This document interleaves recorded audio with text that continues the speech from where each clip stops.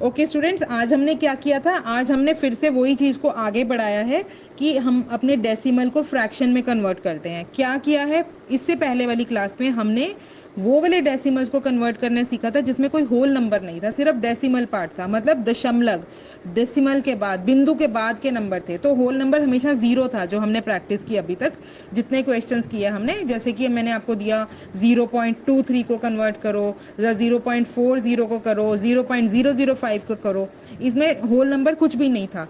लेकिन हमने क्या कंसेप्ट समझा, क्यों ये किया, क्लियर करने के लिए कि कन्वर्जन जब हम करते हैं तो फ्रैक्शन में तो क्या होता है, फ्रैक्शन में एक न्यूमिरेटर बनता है और डिनोमिनेटर बनता है।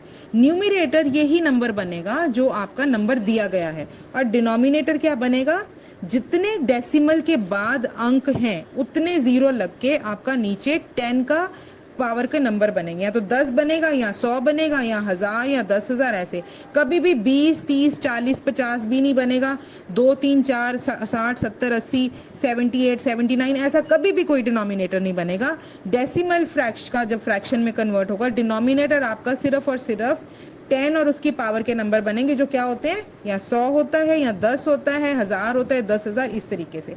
तो अभी हमने कन्वर्जन करी, तो जैसे एग्जांपल मैंने आपको दिया 0.4, तो आपने इसको कन्वर्ट किया तो ऊपर आ गया 4, और नीचे जो है आपका एक डेसिमल के बाद एक नंबर था, तो आपने उसको कर दिया 10। अगर मैंने आपको बोला 0.05, अब क्या था आपका, ऊपर आ गया 5, नीचे डेसिमल खत्म हो गया, तो मैंने बोला अगर 0.05, तो आप उसको 05 अभी के लिए समझ सकते हो।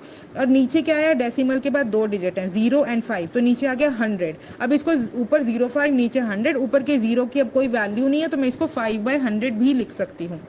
आज हमने क्या किया है, आज हमने किया है, जब हमारे पास एक होल नंबर भी आके जुड़ के बैठा है, मतलब सॉरी नॉट जुड़ के, होल नंबर भी है आप हमारे डेसिमल में। फॉर एग्जांपल मेरे पास है 2.53, इसको अब फ्रैक्शन बनाना है, तो इसको फ्रैक्शन कैसे बनाएंगे, जितना नंबर, पहले भी हम यही कर रहे थे, जितना नंबर है उसको न्यूमिरेटर बना रहे थे, बस पहले ये फर्क था कि डेसिमल के आगे कोई होल नंबर था ही नहीं। अब है, अब अगर मैंने अभी दोबारा एक नंबर ले रही हूँ 23.5, तो अब 23.5 का न्यूमिरेटर क्या बन जाएगा, 235, डेसिमल हटा दिया, अब मैं इसको होल नंबर की तरह बोलूंगी 235। तो 23, अब मैंने बनाना है डिनोमिनेटर, तो डिनोमिनेटर में मुझे क्या देखना है कि मेरे डेसिमल के बाद कितने अंक हैं, तो यहाँ पे क्या है 23.5, पॉइंट के बाद 1, तो नीचे आएगा 10, तो मेरा बन जाएगा 235/10। अगर मैं एक और एग्जांपल लेती हूँ, अगर मैं बोलती हूँ 6.81, तो अब क्या करना है, मेरे को इसका न्यूमिरेटर सेम बन जाएगा 681, लेकिन डिनोमिनेटर मेरा क्या बनेगा, 8 पॉइंट के बाद डेसिमल के बाद है 8 और 1 2, तो 100, 100। अगर मैं आपको जैसे अगर देती हूँ 54.00, अब आपने फिर से देखना है, डेसिमल में तो कुछ है ही नहीं, डेसिमल के बाद क्या है 00, एक सिर्फ होल नंबर ही तो पड़ा हुआ है, तो ये सिंपल ही रहेगा 54। तो आप इसको सुन के अपने उसके हिसाब से आप आज का होमवर्क कीजिए।